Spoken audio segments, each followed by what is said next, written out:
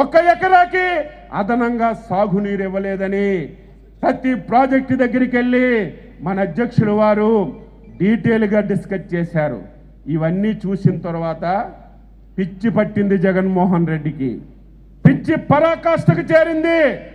ఈ దేశంలో ఏ రాజకీయ నాయకుడు ఊహించలేదు, ఏ ఒక్క ప్రజలు కూడా ఊహించలేదు చంద్రబాబు నాయుడు గారిని అరెస్టు చేస్తారని. చంద్రబాబు నాయుడు గారు చరిత్ర నీలాంటి దొంగ చరిత్ర కాదు. చంద్రబాబు నాయుడు చరిత్ర నీ తండ్రి అధికారం పెట్టుకొని 1,00,000 కోట్లు దోపిడీ చేసి 16 మాసాలు జైల్లో ఉండి 11 కేసుల్లో ముద్దాయిగా ఉన్నటువంటి చరిత్ర కాదురా నాయన అని చెప్పి జగన్మోహన్ రెడ్డికి అడుగుతున్నాను. చంద్రబాబు నాయుడు చరిత్ర 45 సంవత్సరాలు రాజకీయ జీవితంలో ముందుకెళ్ళినటువంటి చరిత్ర. 45 సంవత్సరాల్లో ఎక్కడ కూడా చిన్న అవినీతి మరక, ఎక్కడ కూడా 1 రూపాయి అవినీతి చెయ్యనటువంటి ఒక మహానుభావుడు చంద్రబాబు నాయుడు.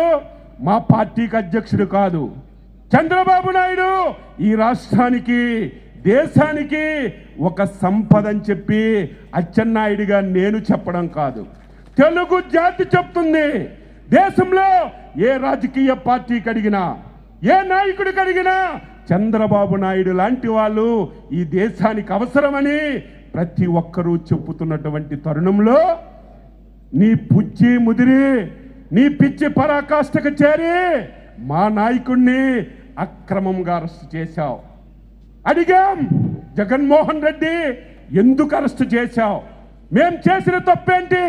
ఎక్కడైనా సరే 1 రూపాయి అవినీతి చేశామంటే అవినీతి మాకు దొరకలేదు, అరెస్టు చేశాము, తరువాత ఎంక్వైరీ చేసి పట్టుకుంటామని పిచ్చి మాటలు మాట్లాడారు. ప్రతి నాయకుడు జగన్మోహన్ రెడ్డి నుంచి ప్రతి వైసీపీ నాయకులు 3,400 కోట్ల రూపాయలు స్కిల్ డెవలప్మెంట్ కేసులో అరెస్టు చేశారని, అవినీతి చేశారని అరెస్టు చేశామని పిచ్చి వాగుడు వాగారు. వారందరికీ అడుగుతున్నాను, మీరెందుకు 3,400 కోట్ల అవినీతి జరిగిందని ఆ మాట మీద ఒక్కడ కూడా నిలబడలేదు? 5 రోజులయ్యాక 340 కోట్ల అవినీతి జరిగిందన్నారు. 10 రోజులయ్యాక అవినీతి జరగలేదు, తెలుగుదేశం పార్టీకి 27 కోట్ల రూపాయలు తెలుగుదేశం పార్టీ అకౌంట్లో పడ్డాయని పనికి మాలిన మాటలు మాట్లాడారు.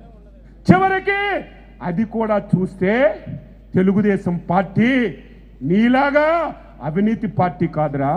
తెలుగుదేశం పార్టీ కార్యకర్తలు కష్టపడి స్థాపించినటువంటి పార్టీ, ప్రజల హృదయాలలో నిలకడగా ఉన్నటువంటి పార్టీ. ప్రతి కార్యకర్త పైసా పైసా సభ్యత్వం వేసుకొని పార్టీని నడిపిస్తున్నటువంటి పార్టీ. మొత్తం రికార్డులన్నీ చూస్తే ఆ 27 కోట్లు కూడా తెలుగుదేశం పార్టీ కార్యకర్త 100 రూపాయలు సభ్యత్వం కట్టినటువంటి డబ్బులని తెలిసి ఈ దుర్మార్గులు చంద్రబాబు నాయుడు అవినీతి చేయలేదు, చంద్రబాబు నాయుడికి సంబంధం లేదు. ఏదైతే స్కిల్ కేసులో ఏ కంపెనీలు అయితే ఈ రాష్ట్రానికి పరికరాలు అందజేశారో వారు 8.5 కోట్లు జిఎస్టీ కట్టలేదని చెప్పి చంద్రబాబు నాయుడిని అరెస్ట్ చేశారు. ఇది న్యాయమా ధర్మమా? న్యాయస్థానాలు ఆలోచించాలి కదా, న్యాయమూర్తులు ఆలోచించాలి కదా. ఒక మహానుభావుణ్ణి, కనీసం తప్పు చేయనటువంటి ఒక నాయకుడిని 43 రోజులుగా రాజమండ్రి సెంట్రల్ జైల్లో బంధిస్తే ఈ ప్రభుత్వం కోట్ల రూపాయలు లాయర్లకి ఖర్చు పెడుతున్నాడు. ఏం జగన్మోహన్ రెడ్డి, నీ తాత డబ్బా, నీ తండ్రి డబ్బా, నీ సొంత డబ్బా? మేము కట్టినటువంటి డబ్బు అక్రమ కేసులో చంద్రబాబు నాయుడు గారిని ఇరికించడానికి, బెయిల్ రాకుండా చేయడానికి కోట్ల రూపాయలు ఖర్చు పెడుతున్నావే. ఈ రాష్ట్ర ప్రయోజనాల గురించి కృష్ణా జలాలు ట్రిబ్యునల్ వేసి మన కృష్ణా జలాలన్నీ కూడా తెలంగాణకి ఇవ్వాలని కేంద్ర ప్రభుత్వం నిర్ణయం తీసుకుంటే, రాయలసీమ ఎడారవుతుంటే, కృష్ణా బేసిన్ టోటల్గా ఎండిపోతుంటే ఒక్క లాయర్కి కూడా పెట్టుకోలేనటువంటి నువ్వు నిన్ననో మొన్ననో తెలంగాణలో ఒక కేసు వచ్చింది.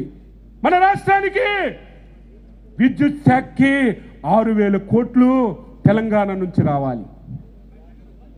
ఆ కేసు కోర్టులో ఉంటే ఒక పనికి మాలిన లాయర్కి పెట్టి తెలంగాణ గెలిచి మనకు 6,000 కోట్లు రాకుండా చేసి కనీసం ఒక న్యాయవాదికి కూడా పెట్టలేనటువంటి దౌర్భాగ్యుడు ఈ జగన్మోహన్ రెడ్డి. సంబంధం లేనటువంటి కేసులో అక్రమంగా ఇరికించి మా నాయకుడిని జైల్లో ఉంచడానికి గంటకి 1,000 కోట్లు ఇచ్చి వాదించడం ఇది ఎంత ధర్మమో ఎంత న్యాయమో ప్రజలందరూ కూడా ఆలోచించాలి.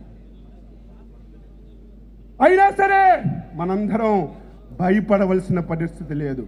మన నాయకుడు మన మధ్యలో ఉన్నాడు, మనకి నడిపించే నాయకుడు మన మధ్యలో ఉన్నాడు. ఆయన ఆలోచనలు తీసుకుందాం. ఈ విషయంతో